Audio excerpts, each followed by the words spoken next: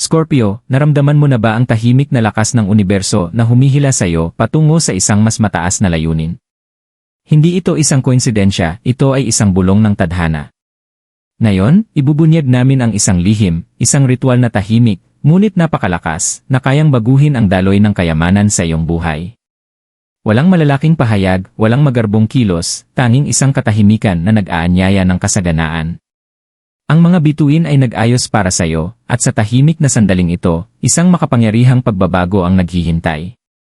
Handa ka na bang tuklasin ang ritual na magbubukas ng isang ilog ng kasaganaan na matagal mo nang pinapangarap? Ang universo ay naghihintay. Scorpio, ang iyong enerhiya ay kasing lalim at misteryoso ng dagat, at sa kalaliman na iyon ay nakatago ang lihim para buksan ang walang katapusang kasaganaan. Sa mga taon, alam mong konektado ka sa isang mas mataas na layunin kaysa sa iyong sarili, isang puwersa na gumagabay sa iyo kapag ang mundo ay tahimik at hindi gumagalaw. Ngayon, inaanyayahan ka naming yakapin ang isang ritual na tumatalakay sa pinakapayak at pinakamalalim na bahagi ng iyong pagkatao. Hindi ito isang malakas, magarbo na kilos na humihingi ng pansin. Hindi, ito ay isang tahimik na ritual, isang bagay na tanging ikaw at ang universo lamang ang makakaalam. Dinisenyo ito upang buksan ang mga pintuan ng iyong kayamanan at kasaganaan sa pinakamalalim at pinong paraan. Bilang isang Scorpio, hindi ka na estranghero sa pagbabago, at ngayon ang panahon para sa iyong pinansyal na paglalakbay na makaranas ng tahimik ngunit makapangyarihang pagbabago. Handa ka na bang pumasok sa daloy ng kayamanan na matagal nang naghihintay na ipadala ng universo patungo sa iyong landas? Ang misteryosong kalikasan ng Scorpio. Scorpio, hindi ka lamang isang zodiac sign, ikaw ay isang puwersa ng kalikasan. Malalim, matindi, at misteryoso, ang iyong enerhiya ay naglalabas ng isang lakas na kakaunti lamang ang nakakaintindi. Pinamumunuan ng Pluto, ang planeta ng pagbabago, taglay mo ang likas na kakayahang mag-evolve, mag-regenerate, at isakatuparan ang mga pagbabagong nais mong maranasan. Ang iyong koneksyon sa hindi nakikitang mundo, ang kaharian ng intuisyon, mga nakatagong katotohanan, at mga lihim ay walang katulad. Ito ang dahilan kung bakit pinili ka ng universo para sa paglalakbay na ito. May kakayahan kang magtamo ng mga enerhiya na maaaring hindi makita ng iba, nararamdaman mo ang mga agos na dumadaloy sa ilalim ng ibabaw ng araw-araw na buhay. Ang iyong likas na kakayahang maghukay ng malalim, mag-explore ng hindi kilala, ay akma na akma sa ritual na ito. Parang isang anino sa gabi, tahimik ang iyong mga hakbang ngunit may dalang napakalaking kapangyarihan.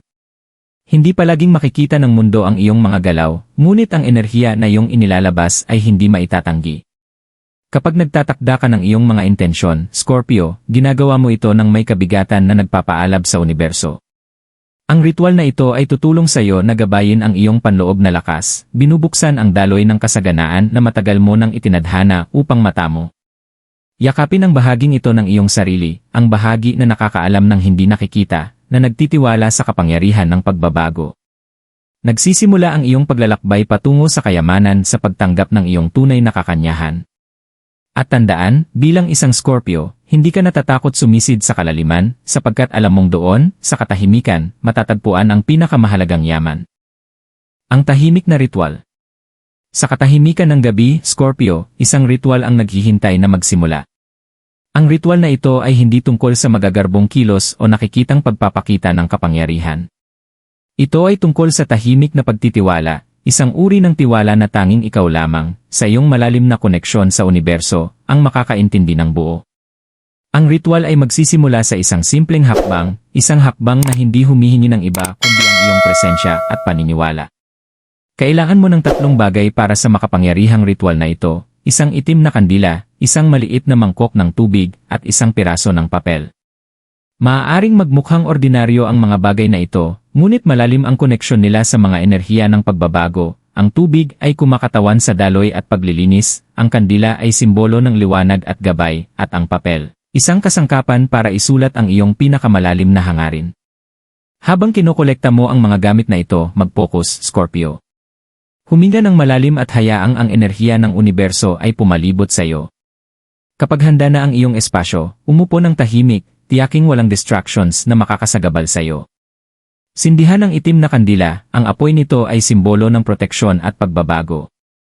Habang ito ay nasusunog, mag-focus sa apoy, Scorpio, at hayaan ang iyong sarili na maramdaman ang malalambot na alon ng enerhiya na nagmumula sa liwanag.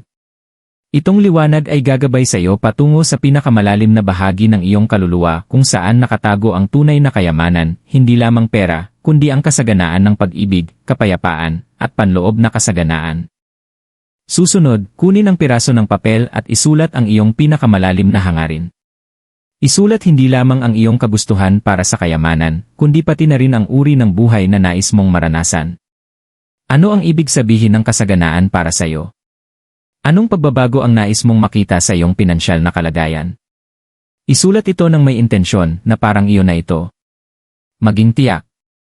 Maramdaman mo ang enerhiya ng bawat salitang isusulat mo, Scorpio, at habang ginagawa mo ito, alam mo na inaalin mo ang iyong mga intensyon sa malawak na kapangyarihan ng universo. Kapag natapos mong isulat ang iyong mga hangarin, ilagay ang papel ng maingat sa mangkok ng tubig. Panoorin habang ito ay nagsisimulang lumambot at matunaw. Ito ay simbolo ng pagtanggal ng mga hadlang at ang simula ng daloy ng kayamanan sa iyong buhay. Hayaan ang kandila na magpatuloy sa pagsindi hanggang sa oras na patayin ito, na may kaalaman na kasama nito, ang iyong mga hangarin ay dinala sa mga pakpak ng universo. Paghahanda para sa kasaganaan. Scorpio, ang ritual ay simula pa lamang. Habang ikaw ay nakaupo sa tahimik na kinalabasan ng iyong sagradong pagsasanay, oras na para ihanda ang iyong kaluluwa para sa kasaganaan na malapit nang dumaloy sa iyong buhay. Ang paghahanda ay hindi lamang tungkol sa pisikal na hakbang, kundi sa pag-alin ng iyong isipan, katawan, at espiritu sa enerhiya ng kayamanan. Dapat ay handa kang tumanggap at nangangailangan ito ng paglilinis mula sa anumang alinlangan o takot na mayroon ka tungkol sa iyong kahalagahan o kakayahang tuparin ang iyong mga hangarin. Simulan sa paglilinis ng iyong espasyo, parehong pisikal at energetically. Maglaan ng ilang minuto para ayusin ang iyong paligid, alisin ang kalat o anumang bagay na pakiramdam ay mabigat. Ang enerhiya ay patuloy na dumadaloy, Scorpio, at ang stagnant na enerhiya ay maaaring humadlang sa daloy ng kasaganaan. Kapag ang iyong espasyo ay malinis na, oras na upang linisin ang iyong isipan. Mag-meditate ng ilang minuto, mag-focus sa iyong paghinga. I-visualize ang iyong sarili na nakatayo sa gitna ng isang malawak at masaganang parang, lahat ng nais mo ay abot kamay, naghihintay lamang na maglakad ka pasulong at kunin ito. Ramdamin ang lakas ng iyong layunin, ang iyong enerhiya, na umaalin sa universo. Magtiwala na ang proseso ay gumagana na. Susunod, ilagay ang iyong atensyon patungo sa loob. Anong mga limitadong paniniwala o takot ang maaaring humahadlang sa iyo? Scorpio, ikaw ay isang makapangyarihang puwersa, ngunit minsan ang mga nakaraan mong karanasan o mga duda ay maaaring magtakip sa iyong pananaw. Kilalanin ang mga pag-isip na ito at hayaan silang mawala. Karapat-dapat ka sa kayamanang iyong hinahanap. Ipaalala sa iyong sarili ang iyong lakas, iyong katatagan, at ang iyong kakayahang baguhin ang iyong realidad. Ang buong buhay mo ay paghahanda para sa sandaling ito. Ang universo ay alam ang iyong puso, ang iyong mga hangarin, at ang iyong kapasidad na gawing totoo ang mga ito. Hayaan mong maramdaman mong handa ka na. Ito ang iyong sandali ng tunay na pagkakasundo. Nagawa mo na ang trabaho, Scorpio, at ngayon ay panahon na para lubos mong buksan ang iyong sarili sa daloy ng kasaganaan na malapit nang pumasok sa iyong buhay. Magtiwala na ang universo ay tumutugon sa iyong tawag. Ang ritual sa aksyon. Scorpio, ngayon na napaghanda mo na ang iyong isipan at espiritu, ang susunod na hakbang ay ang tunay na pagsali sa ritual ng buo. Ang universo ay gumagana sa mga misteryosong paraan, at kinakailangan ang iyong aktibong partisipasyon. Ang ritual na ito ay isang tulay sa pagitan mo at ng enerhiya ng kasaganaan, at ngayon ay panahon na para tawirin mo ang tulay na ito ng may kumpiyansa, kalinawan, at tiwala sa mga hindi nakikitang puwersang gumagabay sa iyo. Ang unang hakbang ay magtakda ng iyong intensyon. Hindi sapat na basta na lang isagawa ang ritual ng mekanikal. Dapat mong sambitin ng malakas ang iyong mga hangarin ng may matinding paniniwala. Tumayo sa harap ng itim na kandila at mag-focus sa apoy, hayaang ang liwanag nito ay magpainit sa iyong kaluluwa. Habang tinitingnan mo ang kumikislap na liwanag, sabihing malakas, tinanggap ko ang kasaganaan. Karapat-dapat ako sa kayamanan at kasaganaan. Ang aking mga hangarin ay nasa paggalaw na. Ang universo ay sumusuporta sa akin. Ramdam mo ang bigat ng mga salitang iyon habang lumalabas sa iyong mga labi. Scorpio, ikaw ay isang bihasang tagapamahala ng enerhiya, at ang iyong mga salita ay may napakalaking kapangyarihan. Habang nagsasalita ka, hayaang maramdaman mo ang enerhiya ng iyong mga salita na dumadaloy sa iyo, na parang hindi lamang tunog ang mga ito, kundi isang panginginig na naglalagay ng mga gulong ng tadhana sa galaw. Susunod, hawakan ang mangkok ng tubig malapit sa iyong dibdib.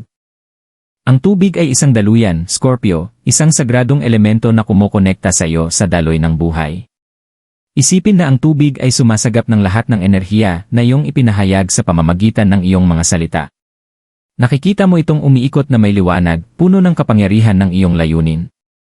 Dahan-dahan, ilubog ang iyong mga daliri sa tubig, at pagkatapos ay mag-sprinkle ng ilang patak sa paligid ng iyong espasyo, sa iyong lugar ng trabaho, sa iyong tahanan, o anumang lugar na nais mong akitin ang kasaganaan.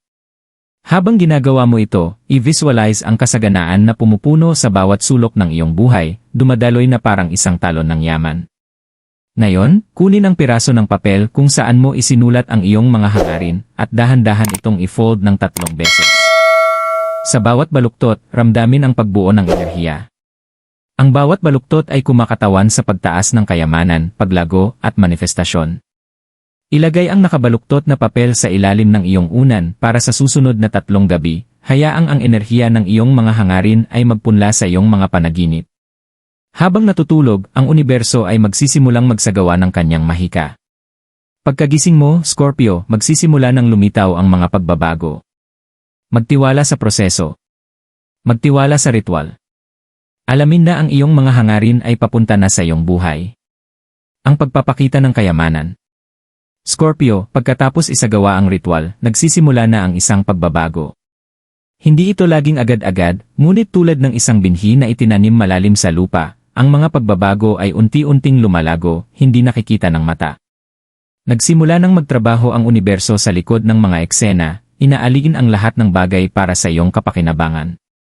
Ang kayamanang iyong tinawag sa iyong buhay ay hindi lamang pinansyal, ito ay ang kasaganaan ng mga oportunidad, koneksyon, at mga karanasang magpapayaman sa iyong paglalakbay.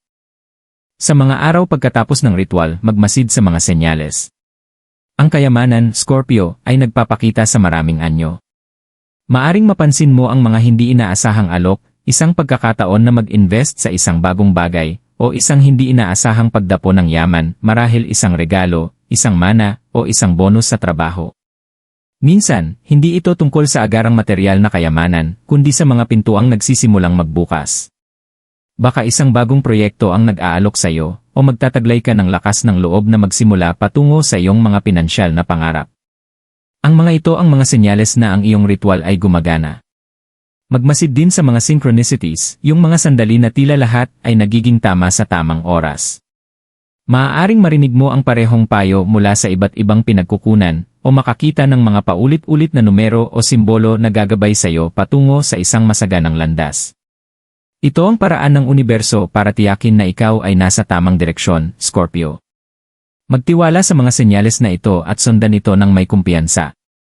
Ngunit tandaan, Scorpio, ang kayamanan ay hindi lamang tungkol sa pagtanggap. Ito rin ay tungkol sa kung paano mo pamamahalaan at ibabahagi ang kasaganaan na iyong natamo. Maaaring mapansin mo na habang lumalago ang iyong kayamanan, gayon din ang iyong pagnanais na tulungan ang iba. Ito ang tunay na kalikasan ng kasaganaan, ang kakayahang itaas ang iba habang ikaw ay umaangat. Ibahagi ang iyong tagumpay, kahit ito'y sa pamamagitan ng maliliit na gawa ng kabutihan, pag-invest sa iba, o simpleng pagpapalaganap ng positibong enerhiya. Habang ikaw ay nagbibigay, mas maraming ibabalik sa iyo ang universo. Habang lumilipas ang mga araw, Scorpio, makikita mo ang pagpapakita ng iyong mga hangarin. Ang universo ay sumagot na sa iyong tawag.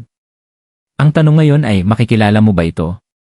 Hahawakan mo ba ang daloy ng kasaganaan na papalapit sa iyong buhay? Scorpio, ang ritual na isinagawa mo ay simula pa lamang ng isang makapangyarihang pagbabago. Narinig na ng universo ang iyong tawag, at ang kasaganaan na iyong nais ay nagsimula na. Ang kayamanan, ang tunay na kayamanan, ay hindi lamang tungkol sa material na yaman. Ito ay tungkol sa pagtanggap sa daloy ng buhay at pag-alin ng iyong enerhiya sa natural na ritmo ng universo. Pumasok ka sa isang espasyo kung saan ang iyong mga hangarin ay hindi lamang posible, kundi tiyak na mangyayari. Habang nagpapatuloy ka sa paglalakbay na ito, tandaan na ang susi ay ang pagtitiwala. Pagtitiwala sa iyong sarili, sa ritual, at sa tahimik ngunit makapangyarihang puwersa ng universo na gumagana upang tuparin ang iyong mga hangarin.